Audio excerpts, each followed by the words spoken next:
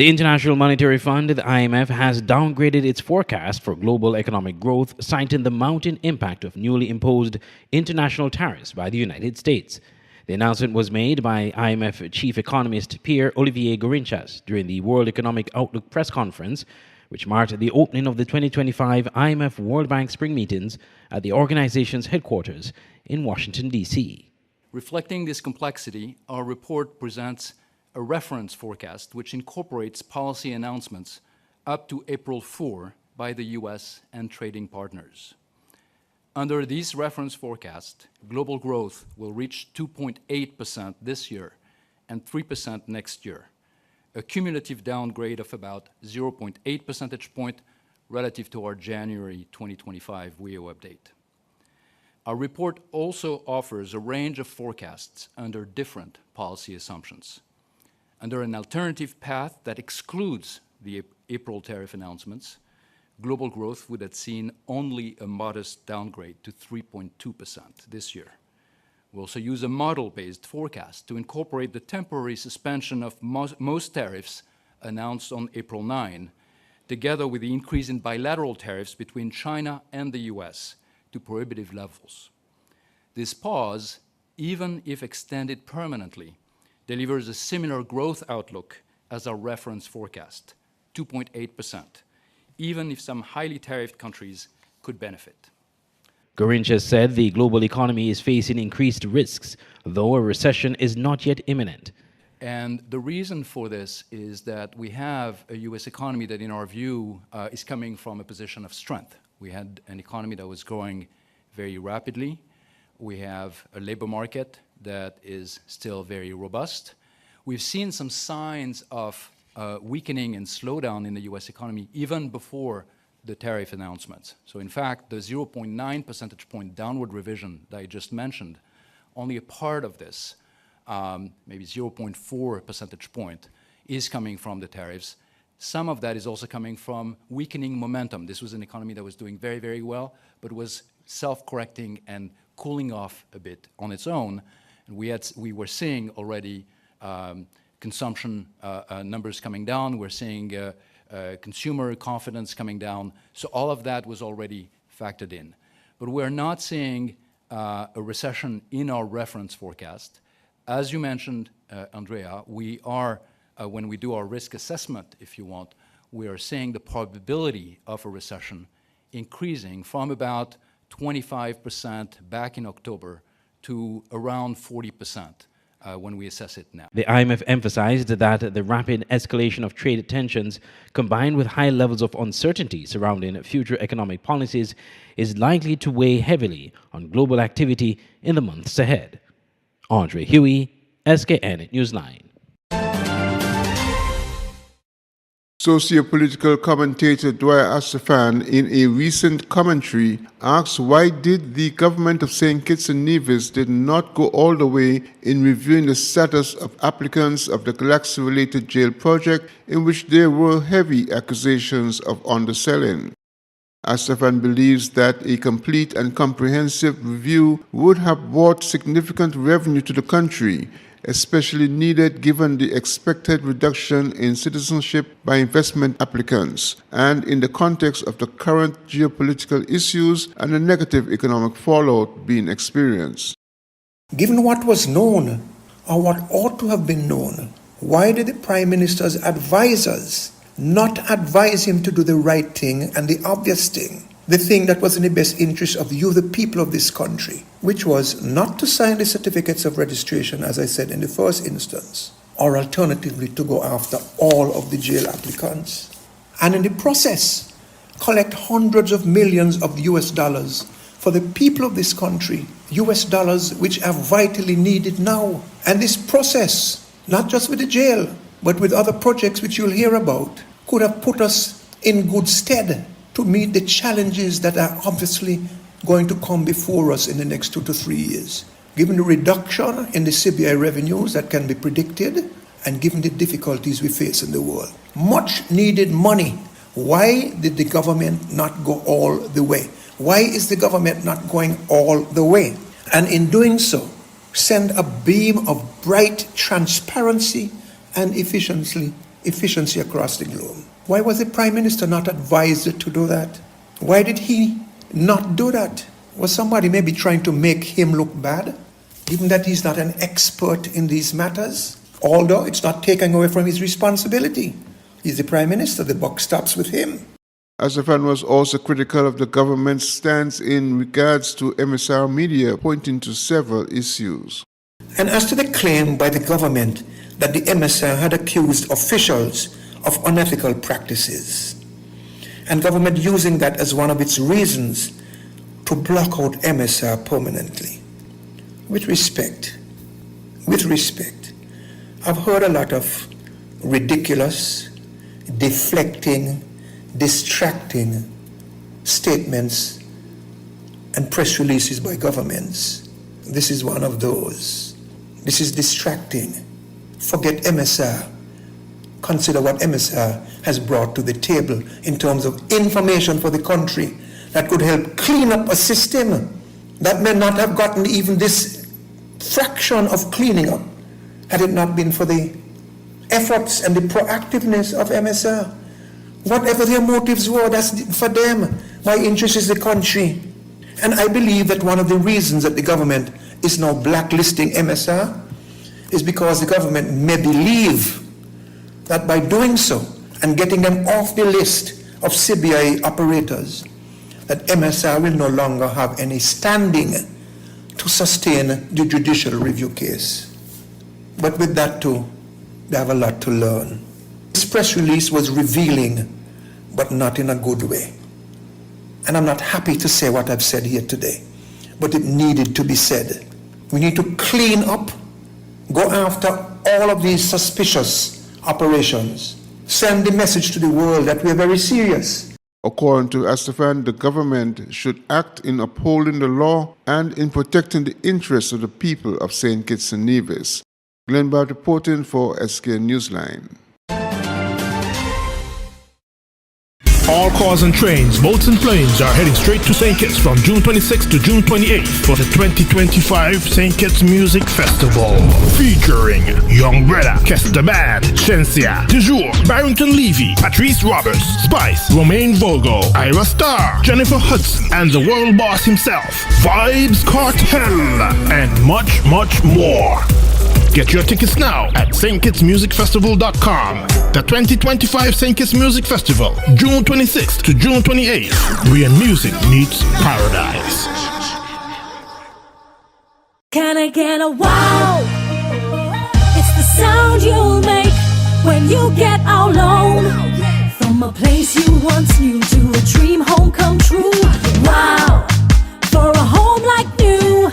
Wow, it's the effect you'll get when you upgrade your home.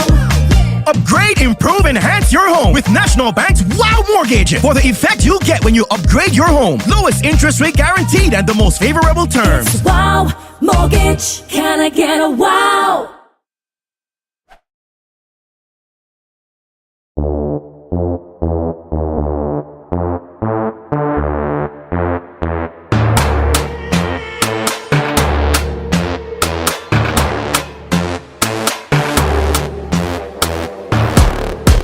In the city.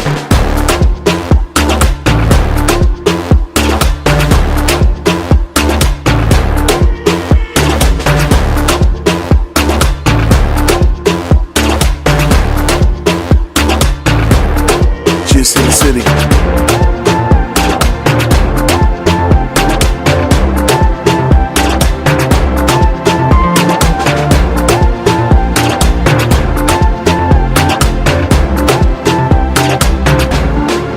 In the city.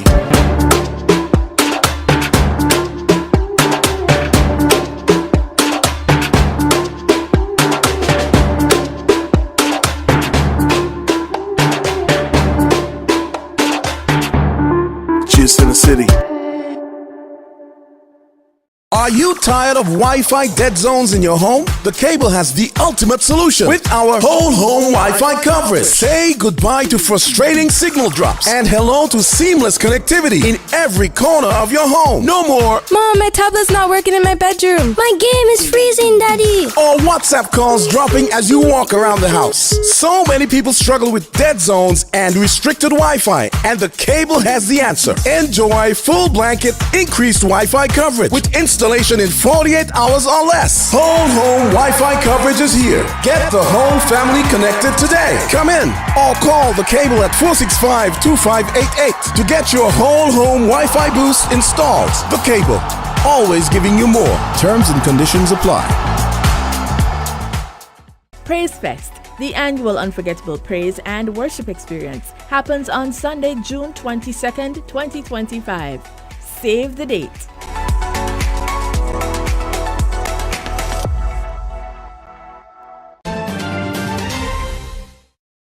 People's Labour Party Constituency 2 Chairman Mr. Damian Lawrence pointed to several concerns within the constituency he believes need addressing by the current SKNLP-led government. Since his appointment as a PLP constituency chairman, Mr. Lawrence has had more extensive interaction with people and families within the community. At a recent press conference, Lawrence said some of the key concerns being expressed were specific to the constituency and others would be affecting people across the island, such as the increased cost of living. On these issues, PLP Chairman Lawrence commented. So you go into some of the more recent communities in the constituency and they touch on ideas like lack of foresight in terms of layout and infrastructure, no daycare centers, no recreational spaces. These things become more of an issue when you realize the commute to those locations come at a time when you have less money. So these are issues in the more middle class areas that are brought up when we visit. In the other areas, there's reference to housing, because typically the low income earning areas tend to be rental agreements. So there's a large demand for housing, which this government is failing badly to produce. But that is something we're seeing often. In the less developed areas, people want an opportunity to own a home, and it's not happening. Another area is assistance, both in employment and social assistance.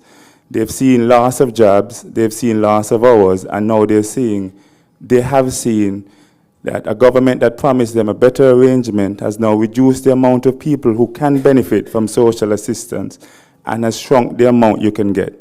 So these are the problems, the pressing issues that we're coming across in the area. Lawrence also spoke to the need to generate economic opportunities and to develop the constituency to create a better environment. So activity is needed, and as you said, it's not a time when too much can be said, but we understand that activity by a phased development geared towards improved community enhancement and opportunities. So in that aspect, the areas are identified in terms of where we'll be enhancing and the contribution they'll make to the communities, and the plan to develop folks in and outside of the community to be a part of that. Because one of the biggest assistance in life is the ability to earn money. And if you have an environment where there are no job opportunities, you've created a very difficult situation. So we understand that Central is ripe with opportunity for enhancement. We understand where we'll be focusing those enhancements, and we understand the opportunities that focus will give to people in and outside of the community. But most importantly, we've also had the young people express a willingness to be a part of it. So they want to be a part of changing McNight and Central. We are a building community. I remember as a young man, it was typical to see contractors and masons and carpenters undergoing the community. These are people that want to be a part of seeing it change to a shining standard. I mean, we're Central, we're in the middle of everything. And here you are, a glaring sign of neglect for years now. And our chance will be in reviving that, will be focused on reviving that, improving that, and giving opportunities to those in the community. According to Lawrence, residents believe better is possible as he advised constituents to choose wisely based on what he believes are the failed experiences of the SKN-LP government. Glenn Bart reporting for SKN Newsline. The Methodist Church MCCA Men's Commission in St. Kitts will be honoring male local preachers at an awards banquet at Carambola Beach Club in Friars Bay on Friday, April 25th at 6 p.m. PRO of the MCCA Men's Commission, William Hodge, told SK Newsline in an interview the motivation behind organizing the awards banquet. Now, we know in St. Kitts community, nation, churches, women, there's no shortage of recognition and celebration of our women folk. When it comes to church, God bless our women folk, church, education, community. If it weren't for the women, nothing would happen. And so there's no short of recognition and celebration of our women folk. But we felt that it was time that we really big up our men, our male local preachers. And so that is why instead of honoring all local preachers, we decided to focus only on the males for this occasion. Mr. Hodge outlined what can be expected at the event. We expect to have musical renditions, vocal, as well as instrumental, the trumpet, saxophone, the harmonica, and so on. We expect a good meal. We know Carambola is known for its its cooking, yes, the quality of its food, and so we expect to have a good time. Plus a lot of fellowship with our Methodist brothers and sisters, as well as persons from other denominations and the wider community. Tickets for the event are being sold at the Methodist Church office on Seaton Street or the Harmony Bookstore, also located at the church site. I'm Andre Huey for SKN Newsline. All cars and trains, boats and planes are heading straight to St. Kitts from June 26th to June 28th for the 2025 St. Kitts Music Festival. Featuring Young Brother, Kester Band, Shensia, Dejour, Barrington Levy, Patrice Roberts, Spice, Romaine Vogo, Ira Star, Jennifer Hudson, and the world boss himself, Vibes Cartel, and much, much more.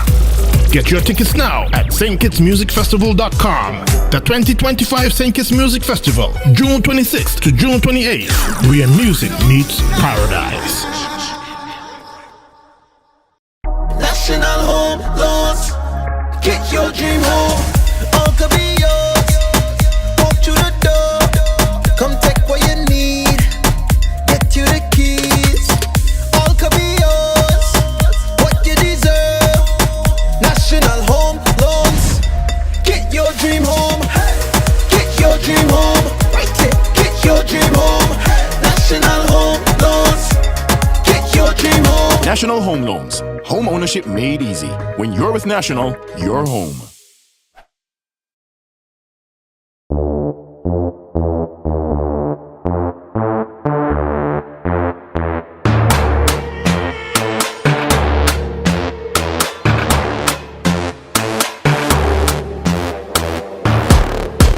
In the city.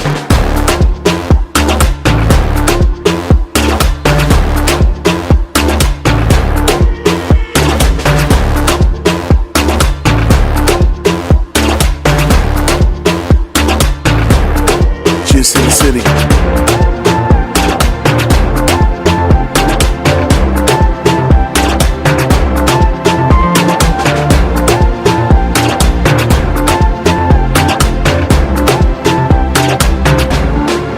In the city.